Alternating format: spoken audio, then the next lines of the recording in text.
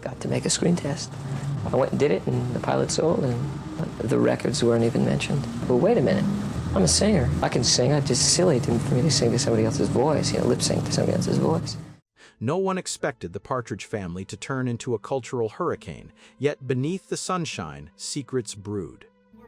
Everything went a little bit crazy when I got the Partridge Family. That's when things started to spin rapidly out of control. Audiences were glued to their screens, charmed by bright smiles and catchy tunes. I would find some young 14-year-old sitting on my lawn, just got off a bus from Iowa. But the cast lived a different reality. We need your advice. Sure. What can I help you with? Career counseling. The show became a pop phenomenon, setting the tone for an entire generation's view of family, music, and fame. We've been traveling in circles such a long, long time, trying to say hello. Every rerun hides what the cameras could never capture, masking heartbreak, ambition, and corporate calculation. They weren't songs that I chose. They were songs that were chosen for a television show. As fans sang along, the real story played out in the shadows, hidden by tightly controlled scripts. Where I went back to use the bathroom, and I said, have you used the bathroom? He said, wait a minute. Fame, for this TV family, was as manufactured as their colorful bus, as orchestrated as their harmonies.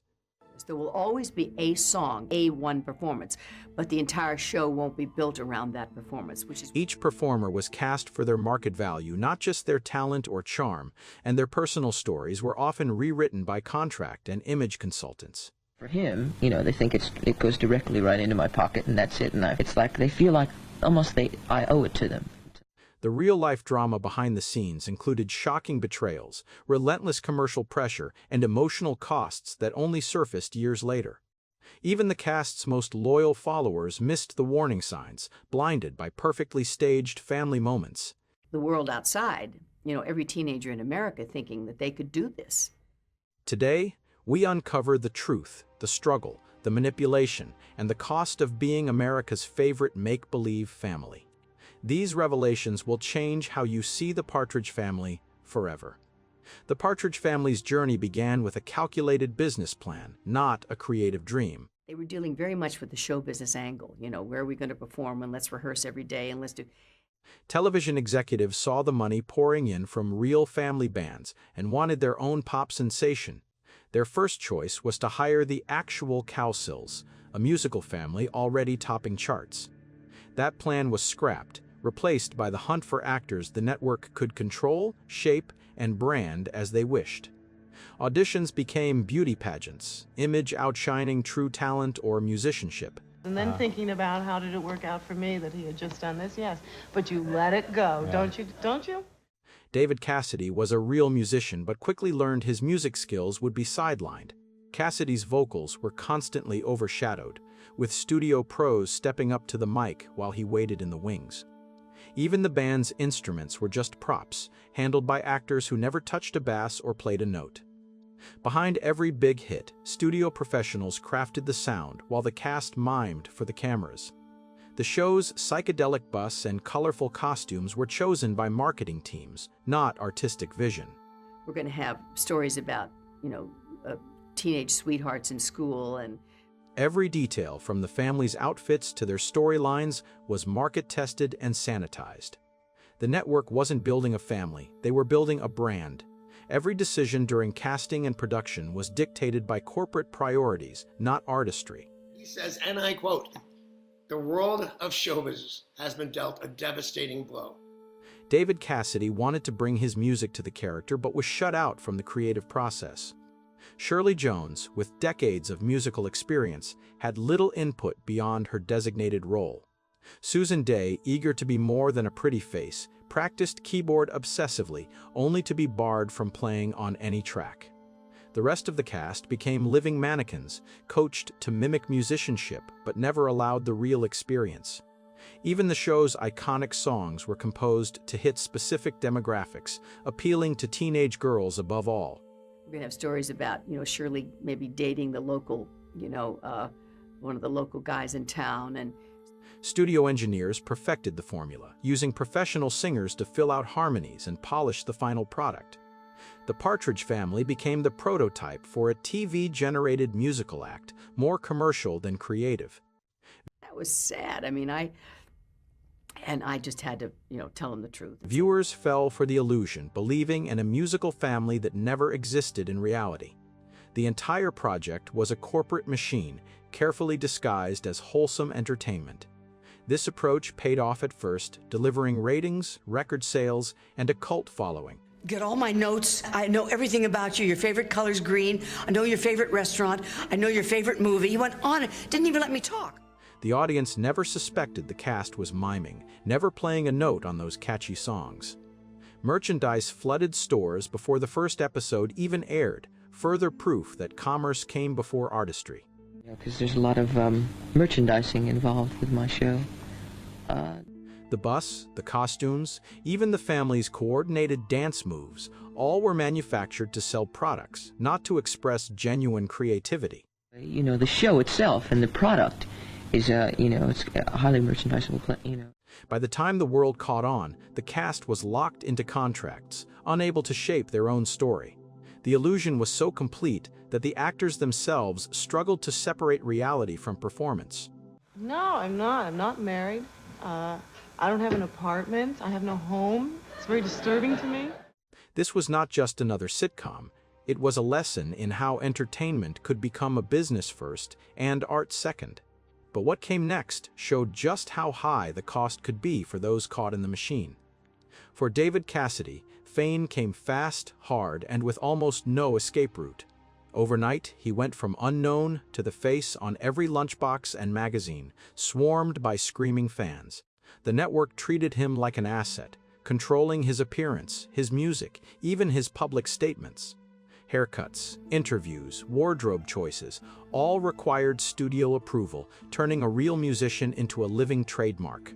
At the height of his popularity, Cassidy received more fan mail than Elvis Presley or the Beatles, but the weight of it became unbearable.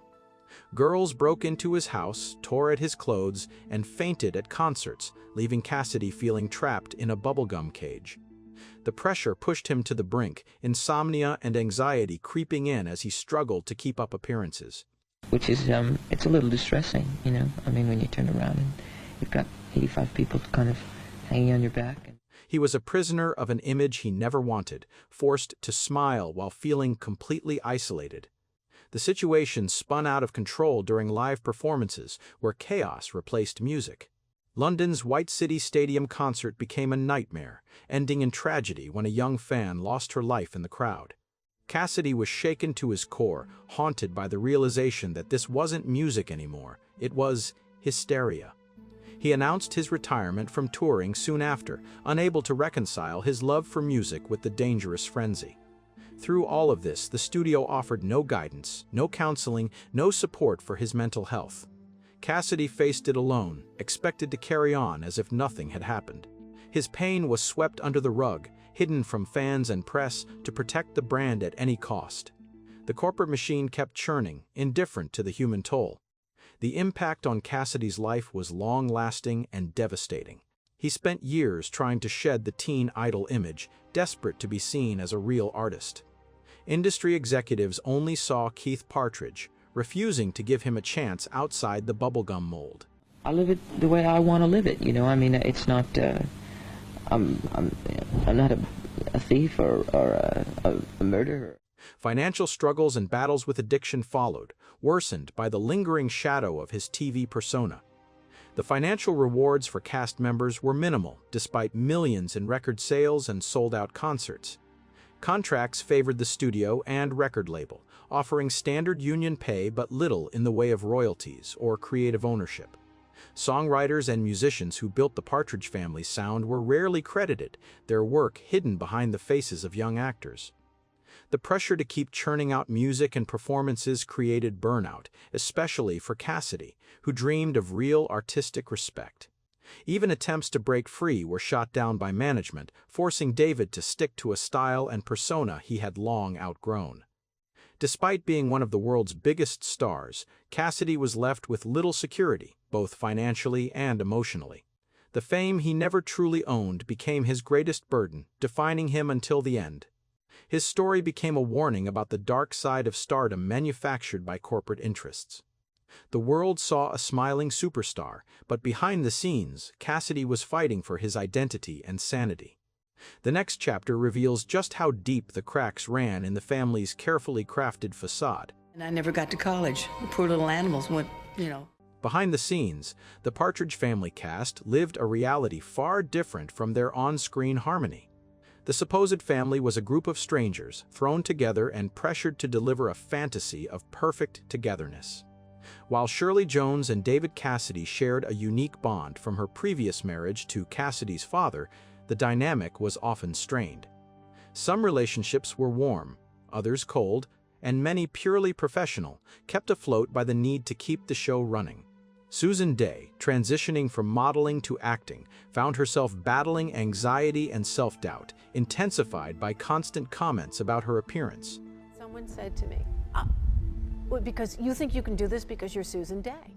Brian Forster and Suzanne Cruff, the youngest cast members, felt isolated, struggling to fit in with older, busier co-stars. The illusion of sibling love was strictly business after cut was called. Danny Bonaduce's story was perhaps the most heartbreaking, as he arrived on set every day hiding bruises from a violent home. No one intervened, not out of malice, but because the era lacked awareness, and the priority was always production. Shirley Jones tried to provide comfort, inviting Danny to her home and offering moments of stability, but the underlying pain remained. And I didn't know what she was doing until she really panicked and then took me to the hospital where The set became a refuge for Danny, an escape from reality, yet the trauma couldn't be masked entirely. And I just always wanted to thank you. At one point, Dave pretty much adopted me. And it took me a while to realize what you guys were doing. Yeah. And I really want to thank you very much. Meanwhile, Susan Dey's insecurities grew, driven by pressure to look a certain way and fit an image designed by executives. The cast became experts at hiding pain, presenting cheerful faces while suffering in silence. Bonds formed under stress sometimes lasted, but many cast members kept their struggles hidden for decades. They protected the illusion for fans, even if it meant sacrificing their own peace of mind. This complicated web of relationships extended to the entire production. But I think that I was pretty grounded in that area, and I think that they sort of saw that, The studio scripted interviews and anecdotes, dictating every public word to preserve the brand. Any hint of discord or pain was concealed from the press, ensuring the family's perfect image. The children's education was an afterthought, with on-set tutors rushing through lessons so filming could resume. This created gaps in their schooling, impacting their futures long after the show ended. True friendships sometimes formed, with David Cassidy stepping in as a protective brother for Danny, but even those bonds were tested by the relentless demands. The cast united at times against corporate control, but personal scars lingered. The Partridge Family might have looked like America's happiest family, but inside, the cost of keeping up appearances was enormous.